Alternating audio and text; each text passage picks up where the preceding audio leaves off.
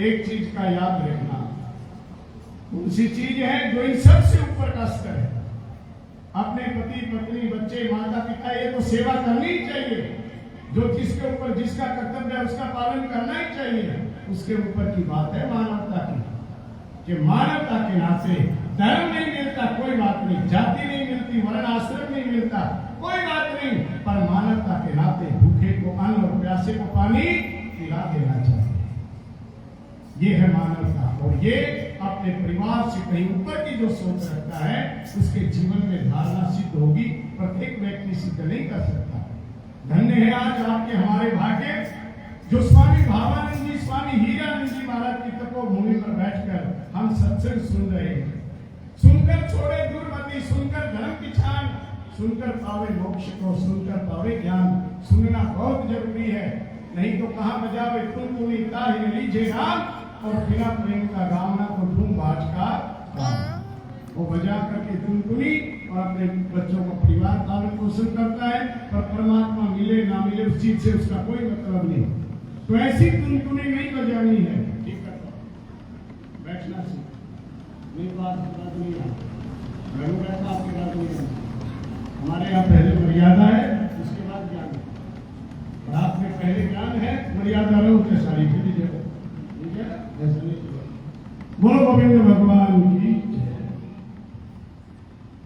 मर्यादाहीनम पशु, चरित्रहीनम पशु, विद्याहीनम पशु, ये पशु की श्रेणी में आते हैं। मनुष्य धरा लिया नाम पशु के, काम करे दिन राती, रे बिन पुंजड़ के ढोर शर्म ना आती। केवल लाल पहनने से कोई साधु नहीं बन जाता भाई, उस साधुता के नियम है। हमारे यहाँ भी रहता है एक भगत चिल्ला नहीं डर, बोले मैं बाणा लूंगा, मैं तो तने बोल दूं, बोले मैं तेरे सुत्ते के पाया में लगा के पैर लूंगा। मैंने कहा जो सुत्ते के पाया में लगा के पैर लेगा तो उसकी वैल्यू क्या है भाई?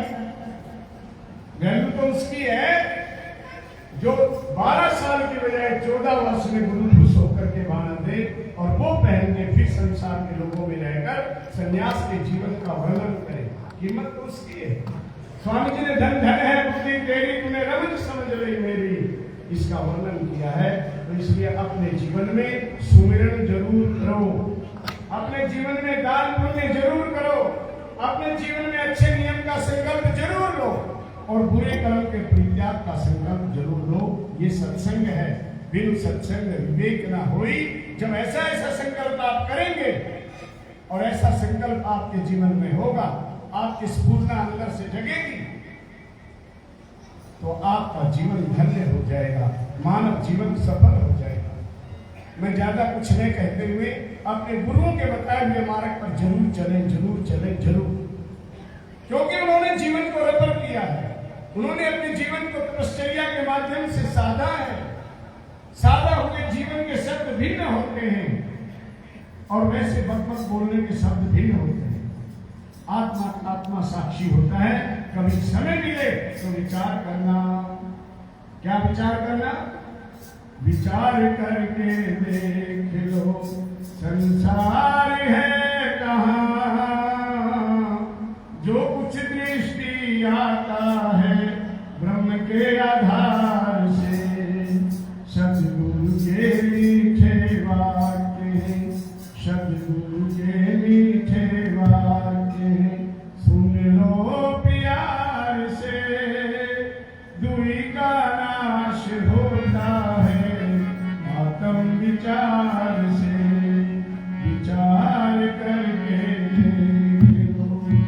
सदगुरु के मीठे वचन हैं, हमें मीठे लग रहे हैं। क्यों? क्योंकि हम अच्छे मार्ग पर चलना नहीं चाहते। अगर हम अच्छे मार्ग पर चलना चाहें तो वो मीठे लगेंगे गुरु के वचन, और गुरु की बातों को इस कान से सुनी और इससे निकाल दी। अगर उस पर रतन नहीं किया तो फिर वो वचन करने लगेंगे। इसलिए सज्जनों, हमारे गुरुओं ने ये संदेश दिया है कि अपने जीवन में मानवता के कर्म करने चाहिए। ये भावानंद जी का संदेश है। अपने जीवन में कर्म करने, परमात्मा का दीदार करने का अभ्यास करना चाहिए। ये स्वामी हीरानंद जी का संदेश है। कोई भी सुबह शाम दोपहर रात को किसी भी टाइम औषधि लेने के लिए आ गया, पीड़ित व्यक्ति है, तो फूलानंद जी महाराज ने कभी मना नहीं किया। जन जन की सेवा, नर सेवा नारायण सेवा, ऐसा भाव बना करके रखा। ये फूलानंद जी महाराज जी का संदेश है। और स्वामी ब्रह्मानंद जी कहते थे, मुकदमा होगा रे तुम कर लो एक वकील, मुकदमा होगा